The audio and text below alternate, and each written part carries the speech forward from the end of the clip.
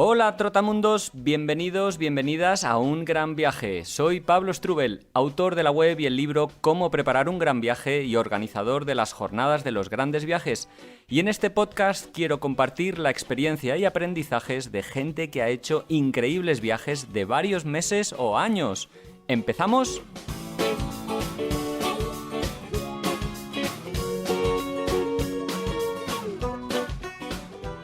Hola viajeras, viajeros, ¿cómo estáis? Espero que muy bien, una semana más, y quería daros las gracias por estar ahí, por escuchar una semana más este podcast y por los mensajes que me hacéis llegar a través de Instagram, del correo electrónico. En fin, sois la gasolina para todos los que hacemos este tipo de podcast de manera altruista, sin patrocinios, sin finalidad comercial y sobre todo dedicándole muchas horas a cada programa. De hecho, para que os hagáis una idea, entre documentarnos, preparar, realizar las entrevistas, editarlas, se me van, no sé, 6 o 7 horas de media con cada programa. Una pasada, la verdad, y por eso os pido y os agradezco muchísimo que compartáis el programa con vuestros amigos, conocidos, amantes de los viajes. En fin, hace que el esfuerzo merezca un poquito más la pena. Dicho esto, no me quiero enrollar más porque tenemos al otro lado del micrófono a nuestros dos invitados. Hoy vamos a hablar con una pareja viajera compuesta por Carla Llamas, que es una periodista catalana especializada en viajes, y Adrián Campa, que tiene estudios en ingeniería de telecomunicaciones, es un asturiano y, entre otras cosas, ha dedicado mucho de su tiempo a diseñar páginas web. Si no me equivoco, están al otro lado del micrófono para conversar conmigo. Hola Carla, hola Adrián. Hola Pablo, ¿qué tal? Hola, ¿qué tal? Bueno, encantado de saludaros. Muchísimas gracias por cedernos y estar participando en este podcast. Y para quien no les conozca un poquito más, aparte de esta pequeña reseña que acabo de hacer, me gustaría decir que son una pareja a la que tengo mucho aprecio y mucho respeto. No solo por lo cariñosos y buena gente que son siempre, sino porque, y ellos no sé si lo saben, en muchas cosas están siendo referentes para mí. Adrián, por ejemplo, por su faceta de vida minimalista, que sigo con atención en su cuenta de Instagram, que es @cuestionatushábitos, y Carla, pues por la calidad de su blog de viajes y desde el último año por su podcast, en el que habla sobre todo de vida y turismo responsable. Se llama La Maleta de Carla y muchos de sus programas los he escuchado con bolígrafo en mano, tomando notas. Aportan muchísima información sobre la que pensar y actuar. Así que bueno, les doy las gracias desde aquí públicamente por su inspiración, y hoy vamos a hablar un poquito de esos aspectos que he mencionado, pero sobre todo vamos a hablar de su gran viaje, un viaje de 9 meses que hicieron por el sudeste asiático y Japón, y en el que intentaron vivir viajando, algo que para muchos de los que lo hemos intentado no resulta tan atractivo como parece desde fuera. Si os parece, Carla, Adrián, nos podemos, no sé, tal vez remontar a 2014, que creo que es cuando estabais viviendo por Madrid, ¿no? Una época de vida cómoda, de buenos curros, salarios decentes, en la que, sin embargo, empezasteis a hacer ciertos cambios a vuestra vida. ¿Qué estaba sucediendo en esa época? Bueno, Pablo, lo primero, muchísimas gracias por invitarnos y muchísimas gracias por la introducción, que la verdad que me emocionan tus palabras y estamos encantados de estar aquí contigo. Respondiendo a tu pregunta, nosotros vivíamos en Madrid, estuvimos viviendo en Madrid 2 años y medio, casi 3, y sí que es verdad que era un momento muy cómodo de nuestras vidas. Lo del salario decente, vamos a dejarlo aparte, pero sí, teníamos una vida cómoda, teníamos un piso muy bonito, vivíamos en una buena zona de Madrid, teníamos amigos, nos lo pasábamos muy bien, hacíamos planes, ¿no? Pues una vida muy normal. Lo que pasa que, bueno, yo siempre había tenido en mente, ¿no? Y evidentemente, pues cuando vas a las jornadas de los grandes viajes y esas cosas que tú organizas, tendrás siempre ese gusanillo, ¿no? De hacer grandes viajes, bueno, pues de poner en pausa un poco esa vida que llevas para probar cosas nuevas. Y yo siempre había tenido ese run en la cabeza. Y yo se lo iba comentando a Adrián: oye, mira, porque mira esta gente lo que hace, porque mira este viaje, porque mira estos viajeros que lo dejaron todo y probaron y no sé qué, porque quizá nosotros lo podríamos intentar, podríamos ahorrar.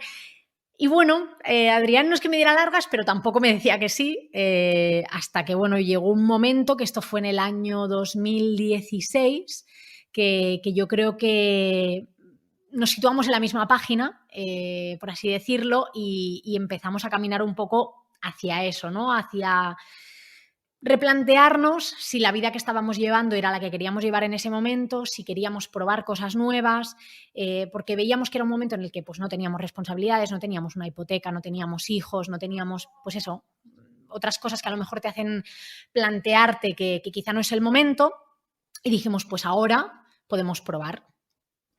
Porque lo vuestro fue más allá de, digamos, dejar una temporada del trabajo para iros a viajar. De hecho, fue un cambio de vida en realidad, ¿no, Adrián?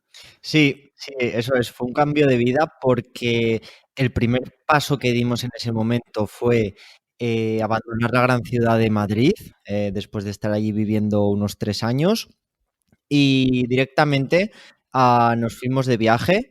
Teníamos un mes de vacaciones ya planeado y en ese viaje ya un poco tuvimos un cambio porque empezamos a saborear la libertad de no tener que volver, pues, para volver a trabajar, y pudimos alargar el viaje 2 veces, creo que fueron. Estuvimos un total de 3 meses de viaje y a la vuelta, como nos había gustado tanto, ya empezamos a darle vueltas a la cabeza para planear un gran viaje como el que hicimos, sí. ¿Por qué en ese momento no continuáis de viaje? ¿Por qué se quedas en esos tres meses nada más? A ver, es que estos 3 meses fueron un poco improvisados. Nosotros nos íbamos para un mes, como decía Adrián, y sobre la marcha decidimos alargar, pero claro, no teníamos unos ingresos, no teníamos un plan como aquel que dice, Sí, fue algo sí. muy improvisado, no sabíamos bien por dónde tirar y lo que queríamos era volver a casa, sentarnos delante del ordenador y decir, vale, si queremos hacer un gran viaje, ¿qué necesitamos? ¿Qué ingresos necesitamos? Tenemos que trabajar esto por aquí, tenemos que hacer esto por allá, porque no teníamos muchos ahorros después de estar 2 años y medio viviendo en Madrid y, como te decía antes, los sueldos tampoco es que fueran maravillosos, no teníamos muchos ahorros. Entonces nos teníamos que plantear trabajar y viajar a la vez para poder ir manteniéndonos. Entonces por eso decidimos volver y volver y, digamos, trazar un plan. Sí, ¿Y cuál fue ese plan? Sí, nuestro viaje, o sea, la parte de previaje fueron varios meses preparando un poco esa estrategia de vamos a ver qué trabajo podemos desempeñar a la vez que estamos de viaje. Yo barajé un montón de posibilidades, quería que fuera, claro, algo que fuera online y que no tuviera yo que estar fijo en ningún sitio. Y por eso empecé por la parte de páginas web. Fui poco a poco formándome por mi cuenta y en el momento vi que estando aquí en España ya iba teniendo algún cliente, pues yo ya le dije a Carla, mira, esto ya ha empezado a moverse un poquito y por mi parte ya nos lanzamos cuando quieras. ¿Y tú, Carla? No, yo básicamente, claro, yo tenía el blog, pero en aquel momento todavía no ganaba dinero con él, entonces empecé a trabajar como freelance para otras empresas, me contrataban pues algún artículo aquí y allá y con eso ya empecé a sacar algún dinero fijo y con eso ya, pues en ese momento hablamos y dijimos, vale, ahora ya estamos ingresando algo y te tengo que decir que fue en las jornadas de los grandes viajes del año 2017, justo al acabar las jornadas, que dije, hoy compramos el billete, porque estaba ¡Uala! tengo que decir Sí. que estaba un poquito cagada de comprar un billete de solo ida. Bueno, tendrán todos los miedos. Y me acuerdo de escuchar a este chico que viajaba en moto, Mr. Hicks, creo que se llama en Twitter. Sí, ¿Sabes Teo quién te Romera, digo, sí. no? Sí. Porque él y yo compartíamos muchos miedos comunes, ¿no? La familia, pues que la familia se ponga enferma y todas estas cosas. Y me acuerdo perfectamente de su charla y de decir, es que tiene toda la razón. Es que mis abuelos no van a mejorar porque yo esté aquí o no, ¿sabes? Entonces fue muy inspiradora esas jornadas de los grandes viajes para mí, fueron un poco como el empujón que me hacía falta y fue salir y decirle a Adrián, venga, hoy compramos los billetes. ¡Wala! ¡Qué ilusión! No sabía esto. Sí, Oye, sí. y Adrián, ¿y tú qué en tu faceta o en tu cajón de los miedos tenías alguno? Pues no. Yo muy inconsciente y yo cuando vi que el billete era de solo ida y no era de ida y vuelta y costaba la mitad, pues yo muy feliz. Sabía que íbamos a países que económicamente pues puedes estar varios meses con unos ahorros sin tener mayores problemas y de verdad que miedos ninguno. Luego ya una vez allí igual alguno de vez en cuando, pero muy poquito. Y sí, pero igual más por inconsciencia que no por otra cosa, también te lo digo. Bueno, no me parece mal, tampoco hay que comerse la bola muchas veces Eso es. con asuntos que tal vez no te preocupen. Muchas veces además los miedos te los mete tu entorno, ¿no? Si tú no los tienes, ¿para Sí, qué sí, sí. forzarlo, no? Totalmente. ¿Y ahorros? Porque habéis dicho que no teníais mucho. En esos meses que os estuvisteis formando, ¿conseguisteis ahorrar un poco? Esto lo pregunto más que nada por saber si ibais viviendo o el viaje fue casi con lo que ibais ingresando en ruta. No, algo teníamos, evidentemente. Mm, Siempre tienes un pequeño colchoncito, aunque sea de unos cuantos miles de euros por si pasa cualquier cosa y te tienes que volver. O sea, una base yo siempre recomiendo vale, sí, que sí. la haya. Yo no me hubiese ido con una mano delante y otra detrás y que a lo mejor pase algo y tener que llamar a mis padres para que me paguen un billete de vuelta. O sea, eso no lo hubiera hecho nunca. Ujú. Y tomamos la decisión de irnos en el momento que ya vimos que de forma mensual teníamos unos ingresos regulares que nos permitían vivir en el sudeste asiático y que no teníamos que tocar esos ahorros. Es decir, que esos ingresos que ya estábamos teniendo nos iban a permitir vivir en el sudeste asiático. Quizá no en España, pero sí en el sudeste asiático. Sí, y yo además recuerdo muchos meses que la mitad eran ahorros, la mitad eran ingresos y yo estaba cómodo porque al final, pues bueno, pues ya es más de lo que es un gasto normal de viaje y te ahorras un montón de cosas pues por otros sitios también y no sé, no me disgustaba tampoco ir gastando de mis ahorros, estaba contento. ¿Por qué elegisteis el sudeste asiático o Asia en general? ¿Solo por una cuestión de costes? Pues no, creo que no, solo por costes no, pero yo sí que tenía mucha gana de conocer Asia. A mí Asia ahora siempre fue igual lo que más me interesó y sí que un poco trazamos el viaje como que queríamos hacer un círculo, ¿no? Comenzando como en el sudeste asiático y trazar un círculo por todas las islas y algo así. Luego ya veremos a ver lo que hemos hecho. Pero sí, ese era nuestro itinerario, hacer un círculo por el sudeste asiático. Partís solo con un billete de ida a Tailandia, si no me equivoco, a Bangkok. ¿Teníais también un tiempo estimado en mente y una ruta o a partir de ahí lo que fuera? Vale, pues mira, los tiempos creo que en todos los países o casi todos los marcaban los visados. O sea, si en un país el Mm. visado era un mes, íbamos a estar un mes. Si eran dos, pues íbamos a estar dos. O si podíamos alargar, pues bueno, un poco íbamos jugando así. Y sí que el primer itinerario, justamente el de Tailandia, sí que más o menos lo llevamos pensado, porque de Tailandia íbamos a ir a Malasia y pues íbamos a hacer un trayecto que iba directamente de Bangkok hasta el primer sitio de Malasia al que pudiéramos llegar. Y queríamos ir por islas. Entonces al final dedicamos las 4 semanas de viaje en, creo que fueron 3 islas y ese fue nuestro primer tramo, nuestro primer trocito. ¿Qué recordáis de esas primeras semanas y de esa sensación de estar viajando sin fecha de regreso? Yo, en mi primer gran viaje, cuando cumplí el mes y no tuve que volver, fue un chute de adrenalina porque era la primera vez que traspasaba esa barrera. En vuestro caso ya habéis estado varios meses viajando, pero no sé qué recordáis de esos primeros semanas de gran viaje.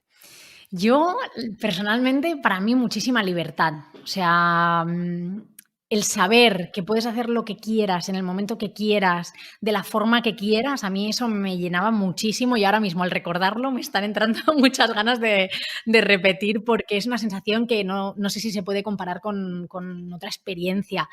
Las primeras semanas era pues eso, ¿que nos apetece esto? Pues esto, ¿que nos apetece aquello? Pues aquello, o sea, muy libre, no piensas prácticamente en nada, al final es muy poco tiempo. Yo, pues ya por lo que hablábamos antes, ya has visto que yo soy una persona muy apegada a mi familia y a mis amigos, entonces esa es digamos, la mochila que yo llevo, ¿no? Cuando me voy de viaje, los miedos y todas esas cosas.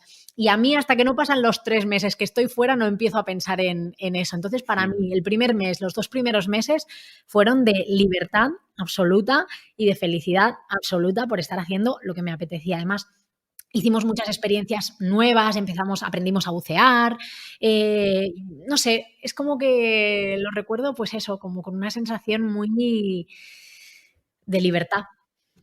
Aparte de que pretendíais vivir viajando, ¿el viaje tenía algún hilo conductor, eso de intentar aprovechar para hacer experiencias por primera vez como esta que habéis dicho, del buceo? Pues no especialmente.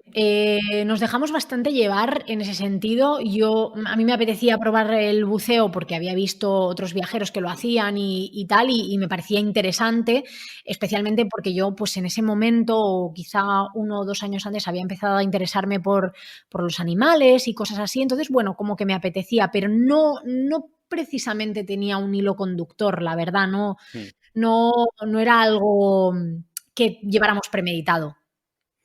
Lo que sí que supongo que desde el primer momento ibais ajustando bastante, los costes, por ejemplo, yendo a alojamientos económicos, intentando comer comida callejera, no sé, supongo que eso lo teníais bastante en cuenta. Sí, sí, la verdad que eso, el tema de económico mayormente lo llevo yo en los viajes. Yo me preparo mi Excel, yo hago los cambios de moneda, pongo presupuestos, todo. Y sí que es verdad que al principio del viaje, pues claro, cuanto más ahorres y más económico hagas tu viaje, pues tienes en mente que ese viaje puede durar más y al final es lo que a ti te interesa, ¿no?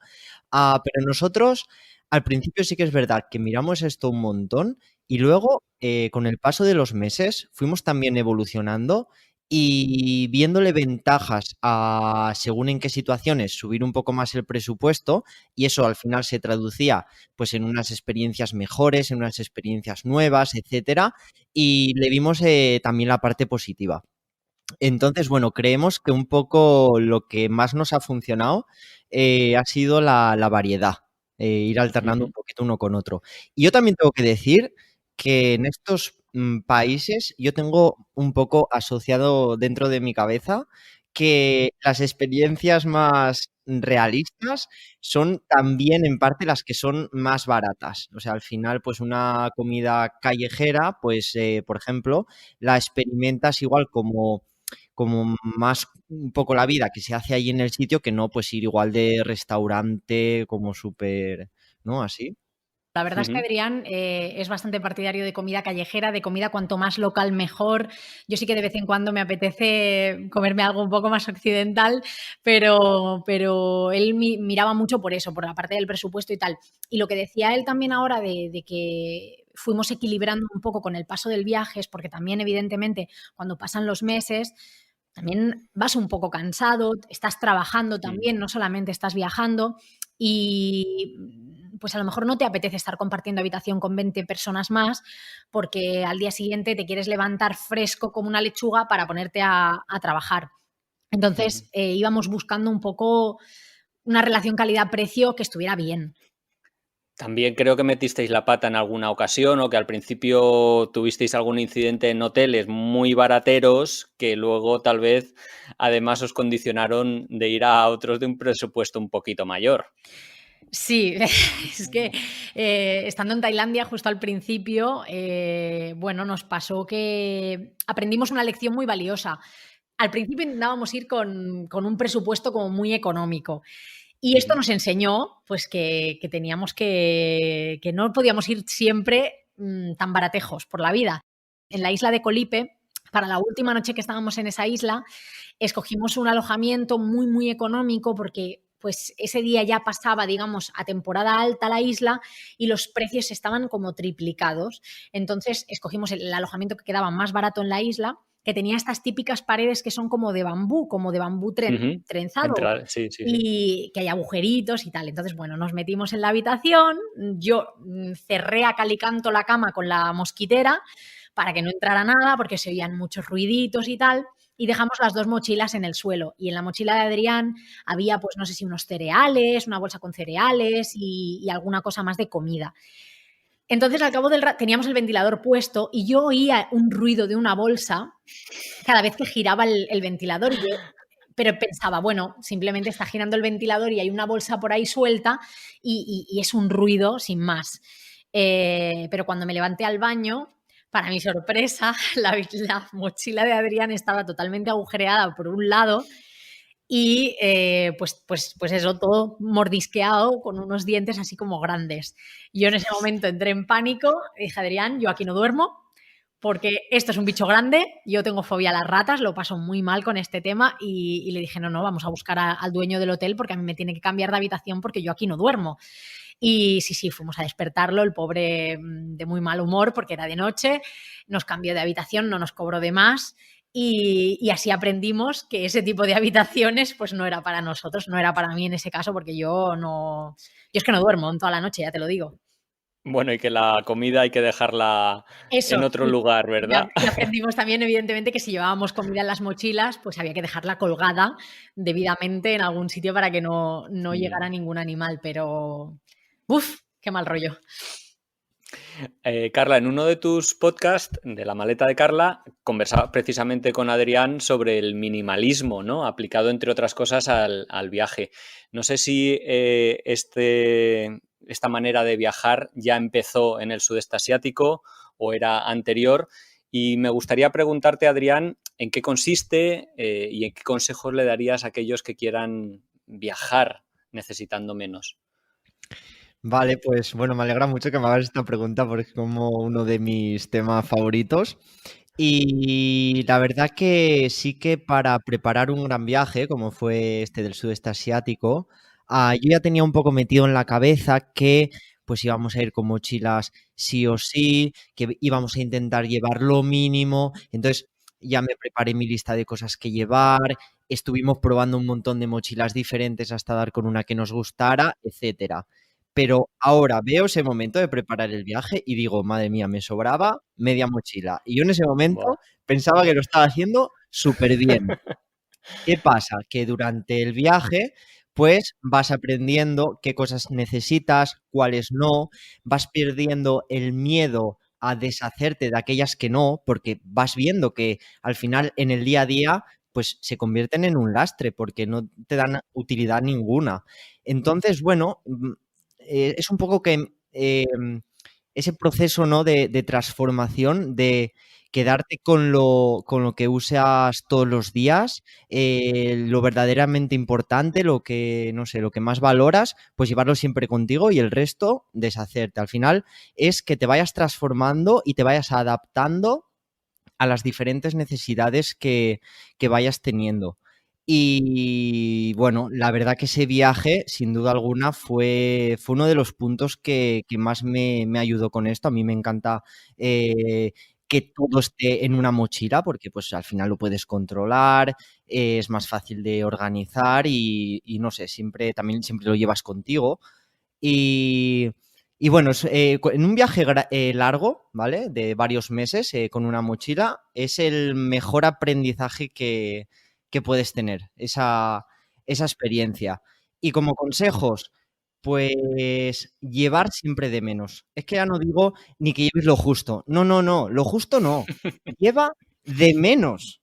Porque es que te vas a dar cuenta de que vas a necesitar menos aún. Es más fácil decirlo que hacerlo una vez te pones, porque al principio yo también cargaba muchísimo más de lo que necesitaba, pero claro, tú hasta que no te pones a viajar no eres plenamente consciente de lo que te va a sobrar, ¿no? Es algo que vas aprendiendo en el viaje. Lo que me gustaba que decías es que a veces parece que tengamos miedo a desprendernos de las cosas. Si ves que te has llevado 5 camisetas y que solo usas 3, pues oye, regala esas otras 2, ¿no? O sea, despréndete de cosas. No quiere decir... Y no sé, supongo que también te refieres a esto, no necesariamente significa tirarlas, de hecho al revés, si se las puedes regalar a alguien, darle otro uso, etcétera, etcétera, mejor, ¿no? Exacto. ¿Qué cosas recuerdas algunas cosas que dijeras, buah, ¿cómo me he traído esto? ¿O cuáles fueron tus así errores más llamativos? Vale. Bueno, Carla ya me hace gestos de que los dos nos fuimos con un saco sábana recién comprado, porque creo que alguien nos lo recomendó para dormir en según qué alojamientos, etcétera. Yo el saco sábana era un paquete de 1 kilo que estaba en la mochila, que yo lo veía ahí los primeros días y decía, ¿pero para qué? Y yo es que ni lo estrené. O sea, a mí me duró creo que 10 días o 15, ni lo estrené. Y lo dejé en un hostel, oye, el que le pudiera dar uso, que lo cogiera y que se lo llevara. Y creo que Carla sí que el saco sábana sí que le dio algún uso más, eso sí es verdad. Pero bueno, esto es lo más como que, no sé, es algo que te llega antes del viaje, un saco sábana, porque los alojamientos, esto y lo otro, pues no. Pues el saco sábana, pues no. Y pues poco a poco lo que tú comentas, pues eso, unas camisetas que pues que no, con el calor que hace allí, pues igual ya no te sientan tan bien como aquí. O ir con 2 pares de zapatillas, pues yo al mes me deshice de unas, porque es que solo ponía las que me eran más cómodas. O pues no sé, pues sí, y sobre todo es eso, ir transformándote, ir adaptándote a las necesidades, deshacerte de unas cosas y comprar cosas y comprar otras nuevas que sí que de verdad, necesitas. Y bueno, un poco también como consejo así extra para si os cuesta deshaceros de cosas, primero podéis haceros una foto, una última foto con esa cosa, ¿vale? Para que la podáis recordar, ¿no? En caso de que os haga falta. Y luego también, no sé, pensad en la felicidad que os da o que os pueda dar que ese objeto que lleváis con vosotros y no usáis lo pueda tener otra persona que le dé un uso y que esté más feliz. Pues a mí eso, no sé, me reconforta y me empuja a deshacerme de algo que me sobra. Y tú, Carla, supongo que Adrián te ha debido influir en cómo viajas en este sentido también un poquito. ¿Te fuiste desprendiendo de cosas o hay cosas que, por mucho que Adrián te intente convencer, no tragas? El saco sábana yo lo sigo manteniendo. En el armario. Está en el armario, te diría. O sea, yo lo sigo manteniendo. Lo usé para 3 o 4 cosas, pero a mí me daba pena y además lo usaba de almohada según cómo. O sea que, bueno, a mí me cuesta muchísimo más deshacerme de las cosas, soy mucho más materialista que Adrián y aunque tengo que reconocer que yo le he visto el lado práctico en el sentido de que yo siempre he tenido muchos dolores de espalda, entonces cuanto más ligera sea mi mochila, mejor para mí, porque si no, al final la que sufre soy yo. Y en ese sentido sí que Adrián me ha ayudado muchísimo y para mí es una inspiración total ver su armario ahora, ver cómo hace la mochila, ver cómo vive y cómo, bueno, no tiene ese apego a las cosas. Y para mí es una inspiración total todos los días, no solamente de viaje, pero a mí me cuesta muchísimo más. En el viaje, bueno, sí, yo reconozco que estando de viaje llevo pocas cosas. La diferencia quizá es que pues llevo más cosas tecnológicas, ¿no? Pues la cámara, en el viaje nos compramos un dron y eso pues siempre es más peso, el ordenador, que yo tenía en ese momento un ordenador más pesado que el que tengo ahora. Entonces, bueno, yo siempre arrastro alguna cosilla más que Adrián, pero a mí me inspira y me ayuda un montón y le tengo de ejemplo, vamos. Volviendo un poquito al viaje, el primer país en el que estuvisteis fue Tailandia, luego siguió Malasia en la ruta. Y ahí, si no me equivoco, porque también lo escuché en uno de los podcasts que grabasteis, que os felicito, que estuvo súper bien, hablasteis del retiro de meditación vipassana. ¿Por qué quisisteis hacer esto y qué os ha aportado? Vale, esto del retiro fue idea mía y es casi anecdótico porque yo leí un blog por internet que hablaba de de este retiro, ¿no? El retiro del silencio lo llamaban, que pues ibas a estar 10 días en silencio, reflexionando, además por pensión completa, dormir y comer. Y yo lo vi un poco como diciendo, bueno, pues puedo estar 10 días. De verdad, es que me la comí entera. Voy a estar 10 días de pensión completa, reflexionando, encima en silencio, que a mí me encanta el silencio y así escuchas un poco la naturaleza y esto. Y claro, nos apuntamos, lo queríamos hacer en Malasia, en un centro, digamos, oficial de Vipassana, pues para hacerlo bien, que estaba así como metido en la selva, muy apartado y muy auténtico. Y claro, cuando llegamos allí y nos contaron la parte de aprender a meditar, todas las horas que íbamos a estar meditando, que nos iban a levantar a las 4:30 de la mañana. Y todo esto, yo el segundo día yo estaba echando manos a la cabeza y pensando, esto igual no es lo que yo tenía en mente. Pero sí es verdad que la experiencia nos aportó muchísimo. De hecho, tenemos un vídeo en YouTube que creo que son como 20 minutos, que nos costó de grabar un montón porque salimos de esa meditación un poco tocados de la cabeza. Y no sé, yo le tengo mucho cariño a esa primera experiencia y, como digo, aprendimos un montón y tengo ganas de repetirla. Sí, nos estamos planteando repetir, estábamos mirando para repetir. Tú imagínate, Pablo, cuando me viene y me dice, no, que estoy pensando en hacer un retiro de meditación vipassana, ¿qué tal? Que estás en silencio, que mira, ¿qué tal? Y yo, buah, pues a eso te vas tú solo, yo paso.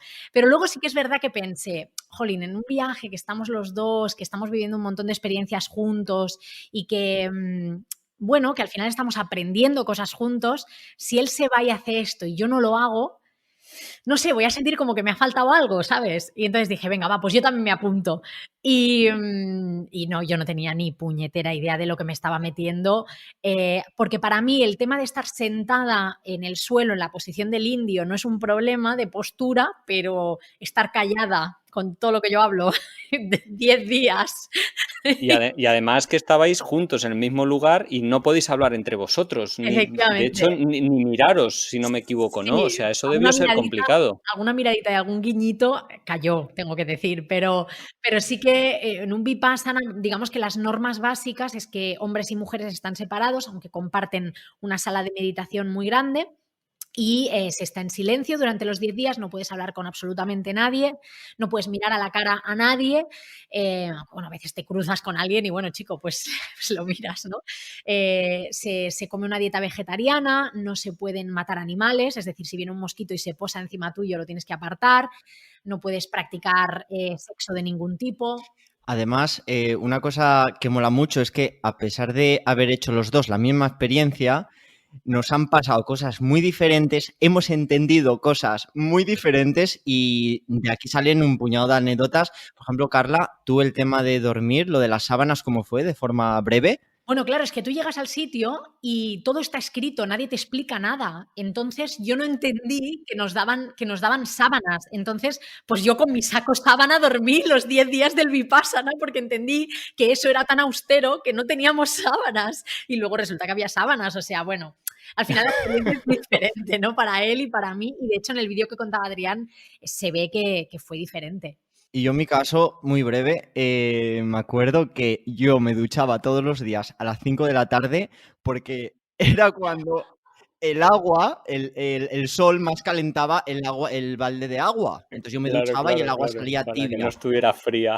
El último día me entero de que había un grifo enfrente de las cabañas donde todos los compañeros iban todos los días a echar agua y era porque era agua caliente. Y me enteré el último día. Estuve echándome con agua tibia los 10 días. Bueno, a ver, es que supongo que este tipo de cosas es súper normal porque no te puedes compartir esos conocimientos, aprendizajes con el resto, claro. Entonces bueno, no puedes preguntar y no de esto y pasan estas cosas que son súper divertidas.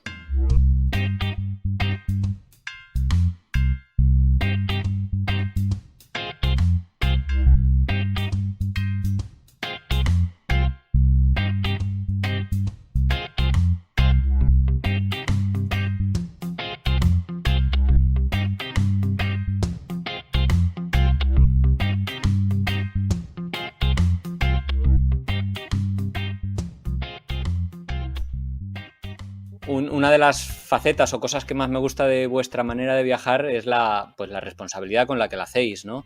¿Fue a raíz de ese viaje que tomasteis conciencia de la importancia del viajero, de viajar de manera responsable, ética, o ya era un proceso anterior que estaba fraguando? Esto es un proceso que no empezó de viaje, es un proceso que empezó en casa. Nos dimos cuenta de que generábamos muchos residuos y poco a poco empezamos pues a intentar ser un poco más conscientes en ese sentido, ¿no? A reducir especialmente el plástico porque nos dimos cuenta de que era uno de los grandes problemas que tenía el planeta y empezamos a reducir plásticos en casa. Y luego, en este viaje de 3 meses que te contábamos al principio, que estuvimos, que improvisamos un poco, ahí fue donde empezamos a ser más conscientes. Y ya para este viaje de 9 meses sí que nos preparamos a conciencia para intentar generar el mínimo de residuos posibles en ese tiempo que estuviéramos de viaje y llevábamos, pues bueno, una pajita, llevábamos un portabocadillos, llevábamos tupper, llevábamos todo lo que era de cosmética sólida. Entonces, digamos que para este viaje ya sí que nos preparamos un poco más a conciencia.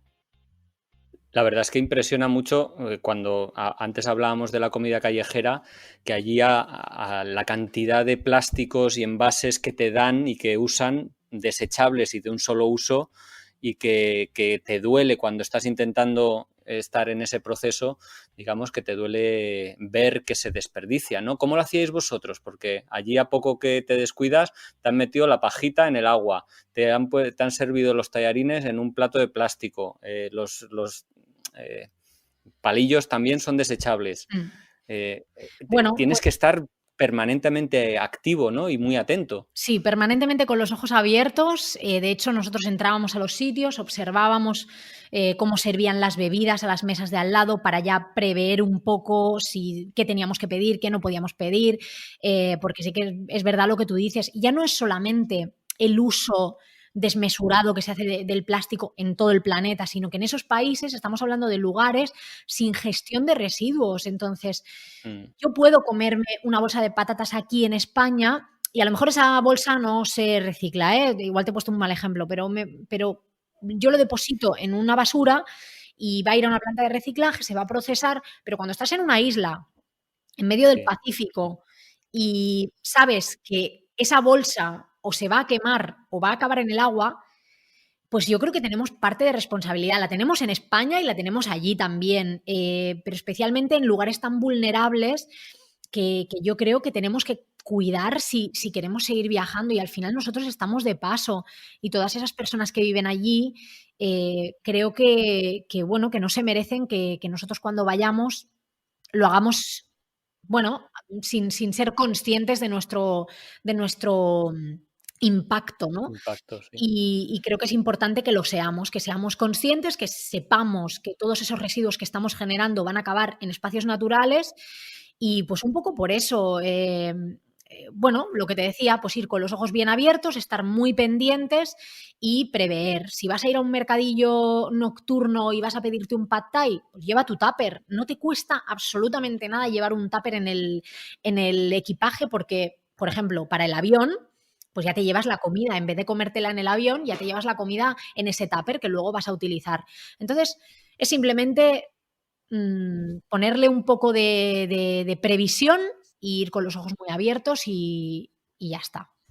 Antes, mi primera pregunta sobre viajar de manera responsable la ampliaba y no la restringía solo al plástico, sino también a la responsabilidad que tenemos hacia los animales, hacia las personas, hacia las culturas en las que estamos viajando, ¿no? Uh-huh. Y no sé cuál es vuestra percepción un poco en el sudeste asiático, en el que el turismo ha experimentado un boom tan brutal que si el turismo se puede decir que es positivo o que está haciendo más daño del beneficio que produce. Sí, sí que es verdad que a veces, bueno, cuando me preguntan por este tema siempre voy al tema del plástico porque es como de lo que más suelo hablar y de lo que más he tratado, pero sí que el turismo responsable engloba muchísimas otras cosas y te agradezco que lo menciones.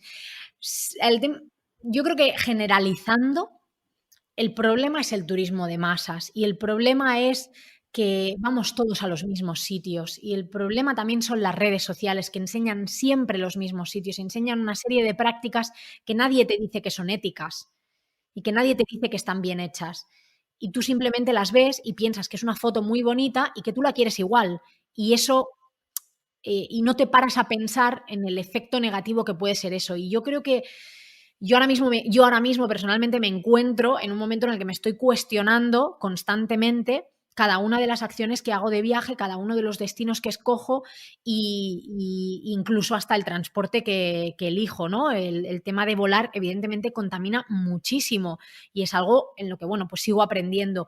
Por lo tanto, ¿el turismo responsable puede existir? Sí, pero no al nivel al que íbamos prepandemia, o sea, no al ritmo al que íbamos y no de la forma en la que lo estábamos haciendo. Estaba siendo demasiado masivo, sin escrúpulos. Bueno, comentabas, Carla, que es verdad que las redes sociales nos nos contaminan, se podría decir mucho, y nos invitan a hacer muchas cosas que a veces no pensamos en efectos negativos o perniciosos que puedan tener.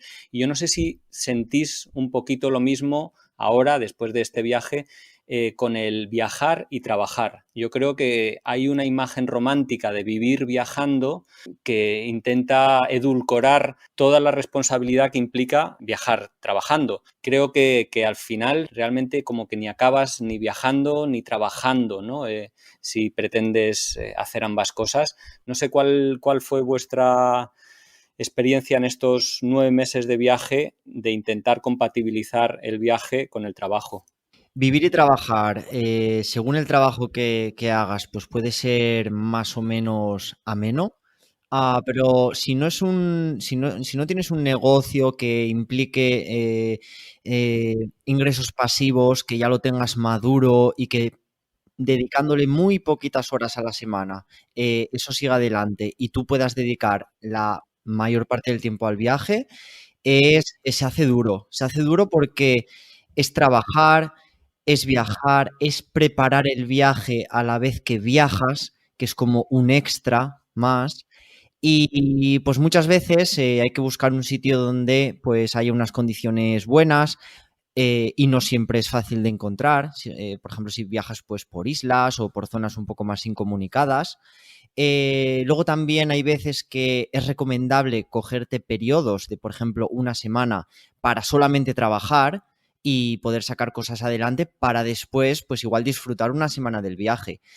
Entonces, que no sé, sigamos a alguna cuenta de redes sociales, pues de viajeros que trabajan y están todo el día disfrutando solamente del viaje y demás, pues eso yo creo que en muy poquitos casos es real. Y como te digo, nosotros dentro del viaje hemos tenido periodos de tener que parar una semana, 10 días solamente a trabajar. Después periodos de decir, yo las próximas 4 semanas son de viaje solamente, porque esta parte pues me interesa mucho, vamos a hacer muchas cosas, vamos a mover mucho y así. Entonces, lo que más nos ha funcionado ha sido eso, pero eso, sí que es verdad que lo que tú dices, que muchas veces las imágenes que vemos, claro, le gustan a todo el mundo y todo el mundo quiere hacer eso, o mucha gente quiere hacer eso todos los días, pero luego cuando te enfrentas a ello, pues ya te das cuenta que no es tan así, ¿no? Yo simplemente para añadir una cosa, pues estoy 100% de acuerdo con lo que ha dicho Adrián, para mí es agotador psicológicamente, porque nunca estás haciendo una cosa al 100%, nunca estás viajando al 100%, nunca estás trabajando al 100%, siempre tienes algo en la mente, siempre estás pensando, tengo mal wifi, siempre... Entonces, no te acabas de relajar. Y de hecho, nosotros hemos tomado la decisión de que si repetimos un viaje así, el tema del trabajo lo aparcaríamos bastante, o sea, sería con ahorros seguramente, o de otra manera, o planteando, bueno, pues nos paramos un mes aquí tranquilamente, pero entonces te paras y empiezas a pensar que te estás perdiendo de hacer no sé qué.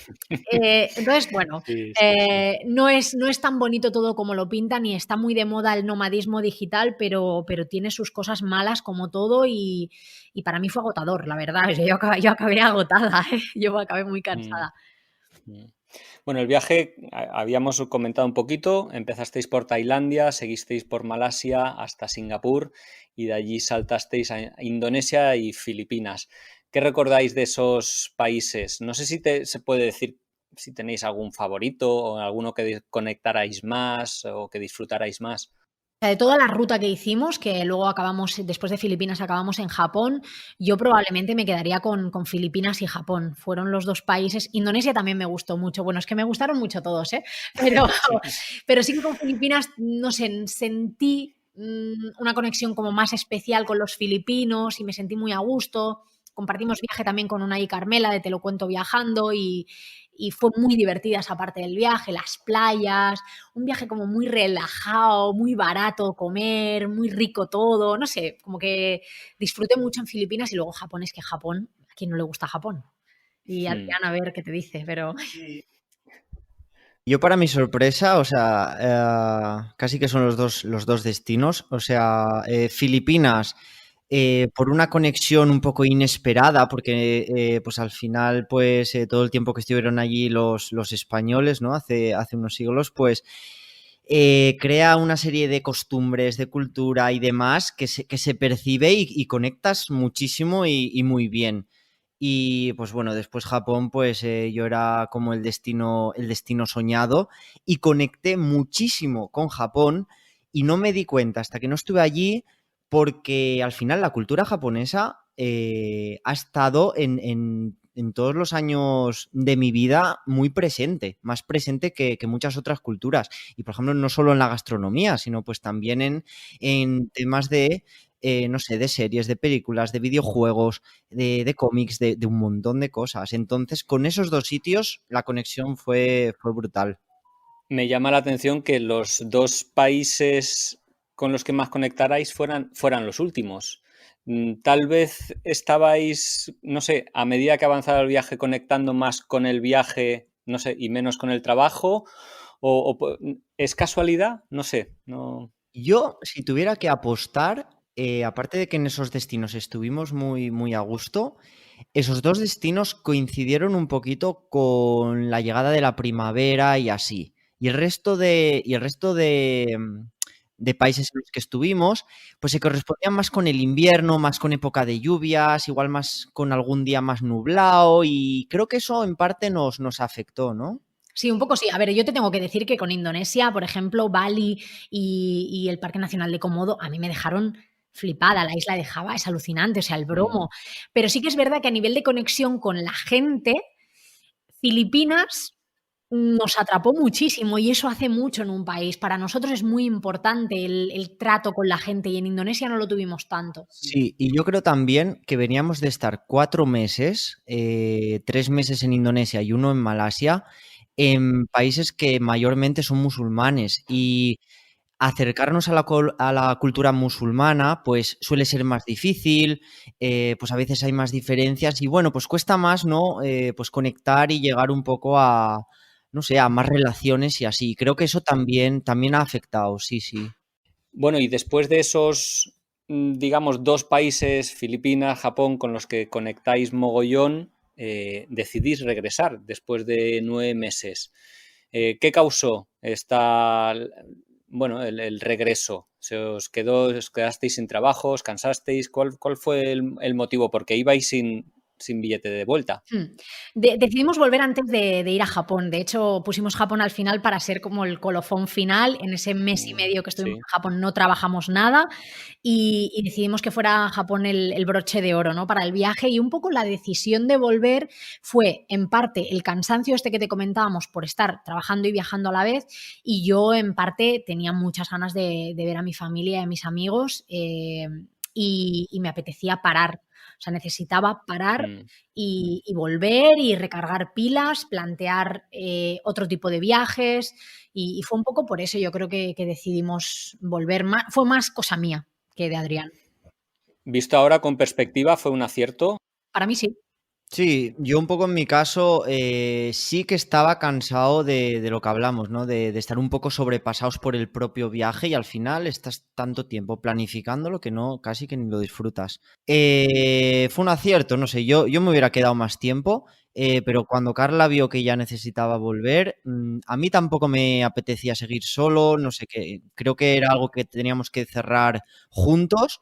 Y luego, pues igual era volver y al poco tiempo volver a irnos o ver qué hacíamos y también aposentar un poco todos los inputs que habíamos tenido, porque es como que después de tantos países, quizá ya no valorábamos o ya no saboreábamos tanto ir de nuevo a un país nuevo, ¿no? Conocer un nuevo país y así. Entonces queríamos volver un poco a nuestra vida medio normal para coger otra vez fuerza y ganas y volver a los países viajando a tope. Es un poco como que sin querer dejas de valorar los sitios que estás viendo, ¿no? Ya es otro templo, joder, otro templo, Sí, sí, o sí, claro que otro sí. pueblo con encanto, venga, vale, otra vez, ¿me entiendes? Entonces, yo no quería perder esa ilusión por descubrir sitios nuevos y me estaba dando cuenta de que la estaba perdiendo. Japón fue otro nivel, Japón fue increíble, pero hasta Japón ya tenía esa sensación, ya estaba empezando a tener esa sensación y necesitaba volver para pues recuperar un poco ese gusanillo, esas ganas, ¿no? De ir a un sitio nuevo, ese preparar el viaje tranquilamente, saborear los preparativos también, porque cuando vas en un viaje así de 9 meses, que encima estás trabajando, vas atropellado. Y yo necesitaba eso, necesitaba volver, parar, que si quería hacer un viaje, vale, pero saborearlo, prepararlo con ganas, no sé, no sé. Sí, esa fue otra de las razones, sí. Volvisteis ahora más o menos hace 2 años realmente, y creo que la apuesta valió la pena, que estáis muy contentos con las decisiones que habéis ido tomando. ¿Qué proyectos habéis emprendido desde el regreso? Porque un viaje así lo que te hace en muchas ocasiones es coger mucha energía, muchas ganas de hacer cosas, mucha confianza en uno mismo. ¿Cuál ha sido la línea que habéis seguido en estos 2 años? Bueno, yo en mi caso, en el año 2017, que fue cuando nos fuimos, empecé a trabajar mucho en el blog. En el año 2018 ya empecé a generar ingresos suficientes como para poder vivir del blog y eso pues me ha permitido hacer un montón de cosas muy interesantes, muchos proyectos. Por ejemplo, cuando volvimos del viaje me ofrecieron escribir un libro, que es algo que pues, siempre hace muchísima ilusión, especialmente pues, si eres periodista especializada en viajes, que te propongan escribir un libro sobre viajes, pues hace ilusión. Ahora mismo estoy con el podcast.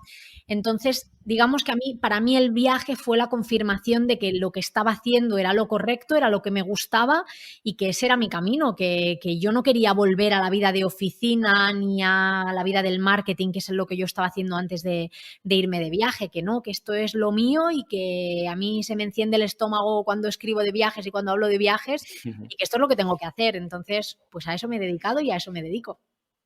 ¿Y tú, Adrián, echas en falta ese nomadismo digital que te permitía trabajar con un ordenador desde cualquier lado? Pues en mi caso, o sea, yo creo que soy nómada de nacimiento, creo que me gusta más ser nómada que ser sedentario, la verdad. Pero sí que después del viaje, todos los proyectos que he arrancado han sido principalmente de crecimiento personal, en la línea pues de minimalismo, en la línea del fitness, en la línea de la nutrición, de la alimentación. Y no sé, me han servido para, sí, todos estos proyectos. Es como que después del viaje ha hecho clic y me he centrado mucho pues en mi crecimiento personal. Y luego también yo he vuelto al mundo de la empresa y me doy cuenta de que mm, lo enfoco de otra manera. Creo que de alguna manera el viaje me ha dejado aprendizajes pues relacionados con ser resolutivo en un montón de situaciones desconocidas y pues perder el miedo, arreglarte con las cosas que tienes, entender mejor las situaciones. Entonces, no sé, me veo currando y me veo diferente, estoy contento y muy bien, sí, sí. ¿Y tú, Carla, has reflexionado sobre los aprendizajes que te has llevado de ese viaje? Yo, sobre todo, creo que el mayor aprendizaje que me he llevado es que para mí el tema de los viajes largos tiene que ser, si lo volviera a hacer, tendría que ser en unas condiciones muy concretas. Yo ahora mismo disfruto de estar en un sitio residiendo y poder irme de viaje cuando me dé la gana. Ahora mismo no, porque, oye, pues está el tema del coronavirus, pero ese es el modelo, digamos, de viaje que estuve practicando el año pasado y a mí eso me hace muy feliz. Poder irme un mes y volver o hacer un proyecto y estar 15 días fuera y volver y tener mi casa, tener mi base, poder escribir tranquilamente en mi despacho.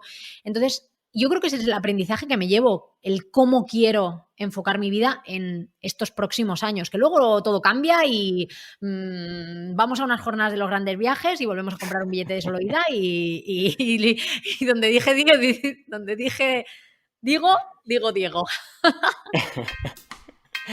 Bueno, desgraciadamente el tiempo se nos está acabando, pero aún tenemos un ratito para nuestro cuestionario express. Vamos a por él.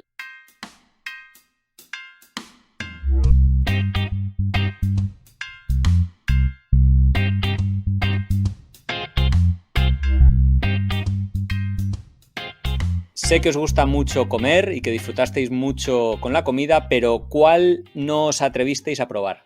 Yo el sushi, no me gusta. Tan famosos que son los bichos yo no he comido. La gente local tampoco los come. ¿Cuál os gustó más? El ramen japonés y un buen pad thai tailandés, para mí, me gana. Yo, en mi caso, hay un sitio en Bohol que me comí allí unas lentejas y unas cortezas de cerdo increíbles. Bohol es en Filipinas. ¿Tenéis algún libro de viajes que nos podáis recomendar, que hayáis leído y que os apasionara? A mí me inspiró muchísimo el libro de Alaska a la Patagonia en elefante, que es lo escribió un chico que se llama Rafa Ocon con su chica que se llama, no me acuerdo el nombre ahora, y es un libro, bueno, en el que recorrían, pues eso, de Alaska a la Patagonia en una furgoneta y me gustó muchísimo, me inspiró mucho, la verdad, para lanzarme yo también a hacer este viaje. Y está muy bien ese libro, sí. Un lugar al que volveríais. Yo tengo muy claro, Port Barton en Filipinas. Ese sitio es espectacular. No hay cobertura, no hay cajeros, solamente hay una playa, 2 restaurantes y vivir allí la vida. No pensaba que fueras a decir ese sitio, pero me parece bien, me voy contigo. Y un lugar al que no volveríais, si lo tenéis. Yo no. No, yo no iba a decir ninguno porque tampoco soy hater de ningún sitio y todos cambiamos, nosotros cambiamos, los sitios cambian y en un momento dado no te ha gustado, pero en otro sí.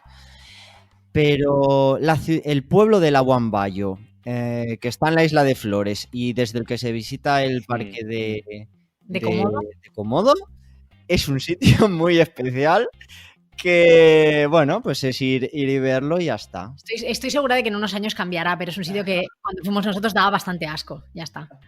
Decidme una buena razón para irme de viaje con vosotros. Pues si no te hemos convencido con este podcast, yo ya no sé. Una buena razón, que te iba a salir muy barato. Otra buena razón, que jugamos mucho a las cartas y vas a estar entretenido. ¿Tenéis algún amuleto que llevéis en la mochila? Yo llevo un lazo rojo, porque así es más fácil de verla de lejos y que no se pierda. Llevo con ese lazo rojo. El lazo rojo es una banda de la iglesia del Pilar de Zaragoza, que me lo regalaron, que es como una tradición.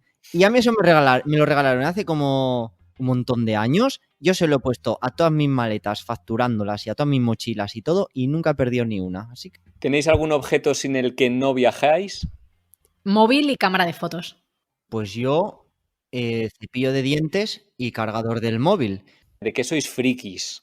Yo soy experto de hacer mochilas minimalistas. Yo lo estaba pensando antes esta pregunta y yo creo que es que no soy experta de nada. Yo soy experta en seguir aprendiendo. Me gusta mucho aprender cosas nuevas y es un poco mi filosofía de vida, seguir aprendiendo y no sé si se puede llegar a ser experto en algo. Y por último, si tuvierais un cheque en blanco, tiempo ilimitado, el que vosotros quisierais, ¿qué viaje haríais? Pues yo ahora mismo me iría a Australia, de ahí saltaría a Nueva Zelanda y me haría a todas las islas del Pacífico y luego a la Antártida. Son unas culturas además que me llaman mucho la atención y de las que sé muy poco, entonces me apetece, es una zona del mundo que me apetece mucho conocer y que sé que voy a ir, vamos, que no sé si ese cheque en blanco y el tiempo indefinido llegará, pero yo sé que voy a ir. Vale, yo tengo la respuesta divertida, que es quedarme en Port Barton, porque el sitio me ha encantado. Pero si no, pues yo ahora mismo tengo metido en la cabeza países grandes, como Rusia, como China. Pues yo me iría a países grandes, a recorrerlos muy tranquilamente y es lo que me apetecería, sí. Bueno, queridos Carla y Adrián, muchísimas gracias por vuestro tiempo. No me gustaría acabar sin que comentarais cómo os podemos seguir o buscar más información sobre vuestros proyectos. Pues La Maleta de Carla lo podéis encontrar como lamaletadecarla.com. Yo estoy en todas las redes sociales como @lamaletadecarla y si me queréis mandar un email, pues info@lamaletadecarla.com. Para llegar a mí, pues también a través de La Maleta de Carla y si no, en Instagram, @cuestionatushábitos. Ahí estoy yo detrás haciendo mis pinitos y cualquier cosa que os pueda ayudar, pues me contactáis. Bueno, pues ha sido de verdad un verdadero gusto. Me ha gustado muchísimo conocer un poquito más de vuestro viaje y de vuestros proyectos. Y nada, daros las gracias por el tiempo y espero que nos podamos tomar unos vinitos, un café, unas cervezas bien pronto, seguir conversando de viajes, que es lo que más nos apasiona a todos. Ojalá que sí. Muchas gracias, Pablo. Muchas gracias, Pablo.